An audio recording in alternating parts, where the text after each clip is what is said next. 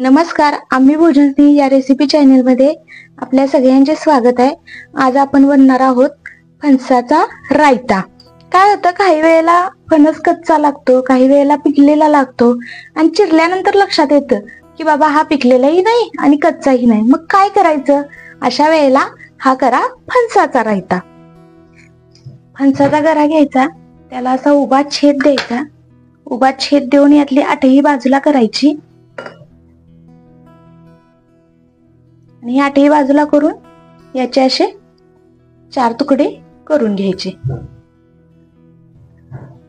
असे मी 4 तुकडे करून घेतलेले आहेत। रायता तयार करण्यासाठी आपल्याला फणसाचे 4 भागाचे तुकडे करून घेतलेले फणस लागणार आहे। आपल्याला कोथिंबीर, खोबरं, फोडणीसाठी जिरं, मोहरी आणि हिंग आणि तीळ या 4 गोष्टी आपण फोडणीसाठी वापरणार आहे।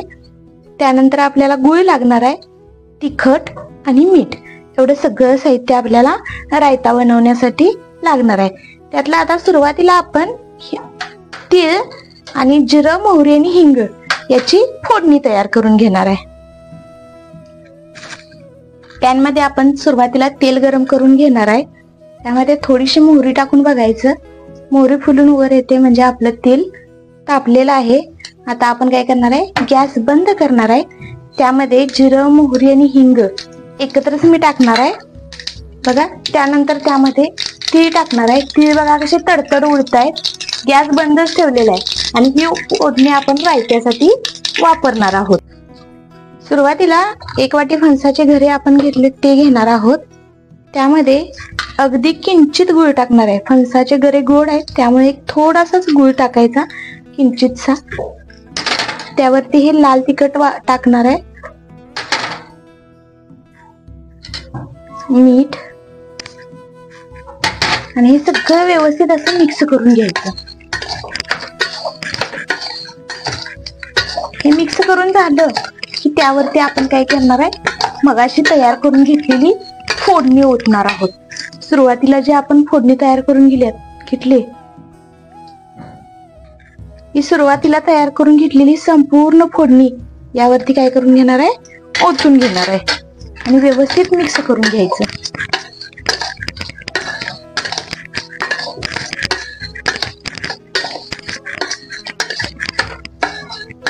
फोडणी व्यवस्थित मिक्स झाली की आता आपण काय करणार आहे, पॅन गरम करून त्यावर ओतून घेणार आहोत।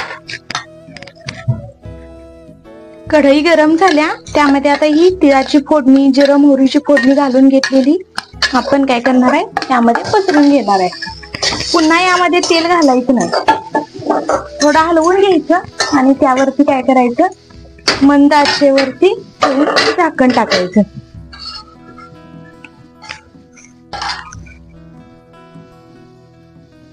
एक 2 मिनिटं झालेले आहेत। आता काय करणार आहे, आपण झाकण न काढता फक्त असं त्याला वाफेवरती असं सुडून घेणार आहे।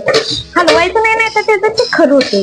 त्यामुळे आतल्या आत असं काय करायचं, हसडून घ्यायचं। गॅस बंद करायचा, पाण्याचा कुठलाही वापर करायचा नाही। 2 मिनिटं तसंच ठेवायचं आणि उघडून बघायचं। तयार आहे आपला रायता। हे बघा,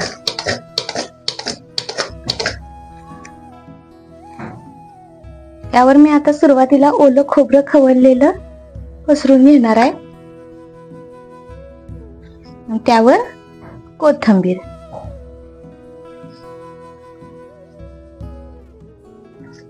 सगळं मिक्स करायचं आणि खायला चालू करायचं।